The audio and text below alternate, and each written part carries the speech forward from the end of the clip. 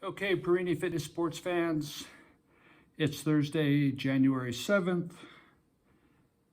I'm home. I had a workout earlier doing double kettlebell half snatch at the park. I'm going to upload that on YouTube. And I decided to front load a timed Asian squat test that I was going to do tomorrow. I'm kind of busy tomorrow, so I'm going to give it a try and see what I can do. And maybe I'll set a PR. My best is 8 minutes. It'd be nice to go a little bit longer than that. We'll see how it goes. You never know how it goes. And so that's a long time, and to keep my mind busy, I decided I was going to read you a couple passages from 2 books that I wrote. For those of you who don't know, I'm a blogger. My blog is Perini Fitness, www.perinifitness.com. I've been doing it for over 12 years. I have over 1,000 compositions. My genre is middle-aged man reflections about living and dying gracefully aged and trying to live a good and honest life. The link is included in the description below. Check it out if you're so inclined. And in the process, I've written a couple books that I've self-published. I'm an amateur.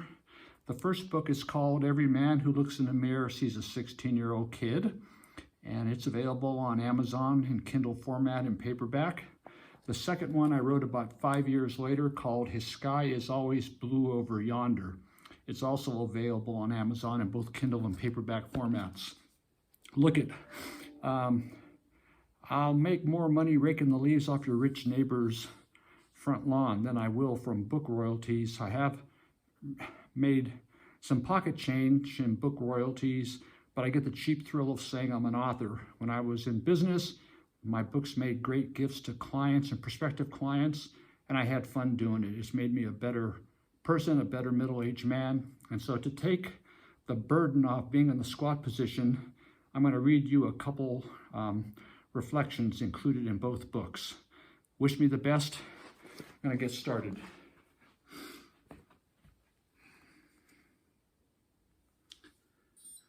Here we go. So my first book, Every Man Who Looks in the Mirror Sees a 16-Year-Old Kid, one of the first reflections I wrote had that as a title. And it was when I wrote that that I realized that I was doing something that I enjoyed doing. There's a video I've made of it that's on my YouTube channel. Check it out if you're so inclined.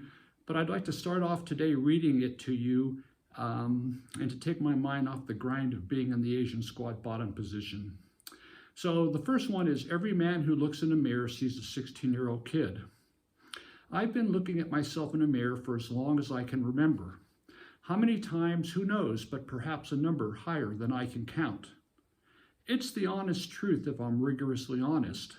In fact, I enjoy it, not a little, but a lot, and know I'm not alone among men. I'm also sure the same is true for women, but you'd have to ask a woman to be sure. And based on my experiences, I've come to a conclusion that every man who looks in a mirror sees a 16-year-old kid. I do, or at least that's what I tell everyone. And chances are so did the great Spanish explorer Ponce de Leon 500 years ago in his search for the fabled fountain of youth, and a vision of eternal youth its discovery promised. This daily visual exercise spares me of recognizing my obvious aging taking place daily, because those changes are so subtle. So much more pleasant to my eyes than visible changes I see in another person who I've not seen in a long time. Like an old high school buddy I bump into who I haven't seen in 40 years. Man, did he get fat and old, I might say, or look at all his gray hair. So how long can I get away with this? A lot longer today than a generation ago, because I can, like other men today, color my hair and mustache. It's much more common nowadays than the yesteryear grooming practices of my manly ancestors. And I can have laser eye surgery helping me keep a youthful appearance rather than wearing eyeglasses making me look older. I can even have liposuction, ridding myself of any portly belly or excessive body fat I've grown. A century ago, these appendages were considered manly images of prosperity. And thanks to modern-day pharmacology and human growth hormone injections, I can now, along with other middle-aged men, have virility and explosiveness like a bottle of champagne, repeatedly shook and waiting to be opened.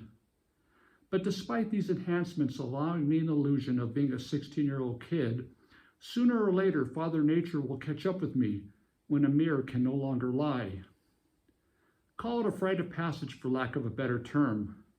A realization I'm a middle-aged man at best, or an old man in training. But until that day comes, I'll continue having a great time when standing in front of a mirror, washing my hands, shaving my beard, combing my hair, or brushing my teeth, because every man who looks in a mirror sees a 16-year-old kid. Okay, so we got 3 minutes and 27 seconds into my squat, and reading that to you helped keep my mind off the grind. I'm going to read you another one from the first book, and then I'll jump and read you one from the second book. Let me see, what do I want to read to you?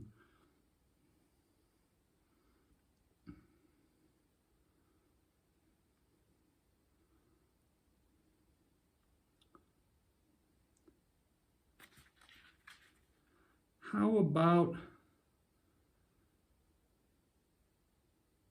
The Day We Went Our Separate Way?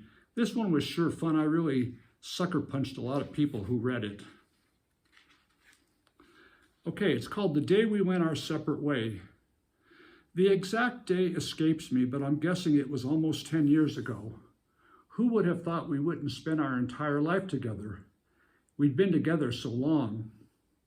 I remember my first glance so ever long ago, knowing it was love at first sight. We spent countless hours together every morning, day, and night. As our relationship grew, I remember our time spent together increased to a point where it became more important than other things I could or should be doing. As is often the case in all relationships, however, there came a point when I took things for granted. I became complacent and soon found I wasn't excited in our relationship like before. I became less aroused with my partner, eventually having episodes of performance anxiety and finding it increasingly difficult to do it. Intimacy started to fade, and before long, I became interested again in going to places where I hadn't been in a long time. I now wanted to do things with different people. This continued for a while until it was time for me to get honest and break the news that our relationship was over. We could still remain friends and cherish good times spent together, but that inseparable relationship bonded by a deep love for each other was now a thing of our past. As is the case in all broken relationships, I had initial hurt and felt lonely, especially at night. Holidays and special occasions were tough for me because of so many pleasant memories I had of good times we spent together.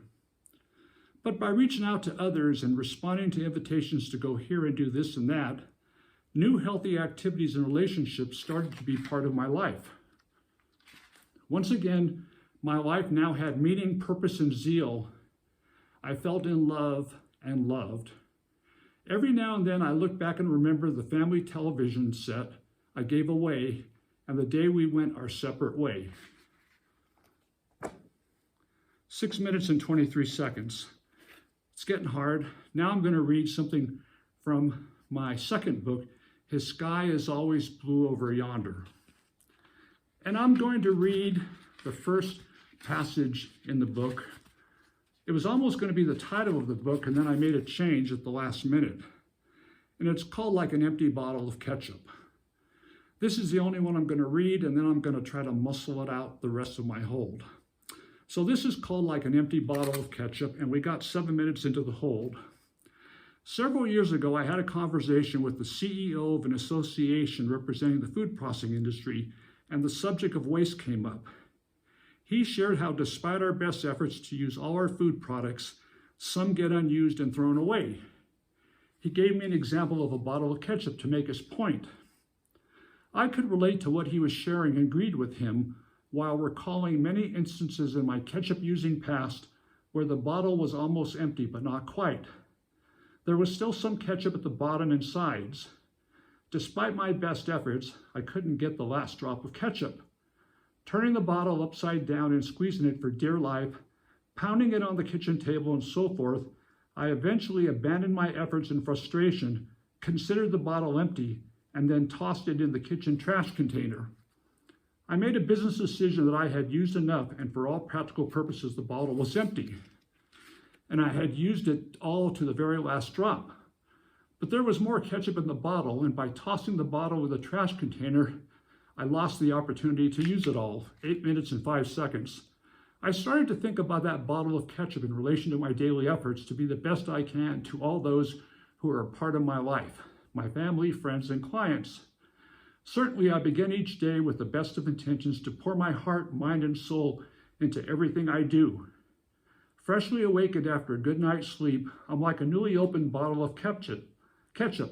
My efforts to do well and be good flow so easily. But as the day goes on, like that almost empty bottle of ketchup, my reservoirs of energy and good intentions start to empty, and it takes a little more squeezing, pounding, and shaking to get another drop of good out of me. Just like that almost empty bottle of ketchup, at some point, even though I have more left, I make a business decision that enough is enough, and I've given all that I can for the day. 9 minutes. I'm going to continue reading. At that moment, I'm like both the person trying to get the last drop of ketchup out of an almost empty bottle, frustrated and depleted. At the end of a challenging day, when I finally get an opportunity to call it quits and lay my head on the comfortable pillow on my bed, ready for hours of restful sleep and rejuvenation, I hope my final thought before Mr. Salmon arrives is that I used all my God-given talents that day with no wasted effort, just like an empty bottle of ketchup. All right, Perini Fitness sports fans, I set a new PR with the Asian squat, a 9-minute hold. Reading the book helped take my mind off the grind. It was a good idea. I'm glad I did it. I'm going to take a rest day tomorrow. And so take care, be safe, enjoy the rest of your day. Perini Fitness signing off with a new Asian squat PR.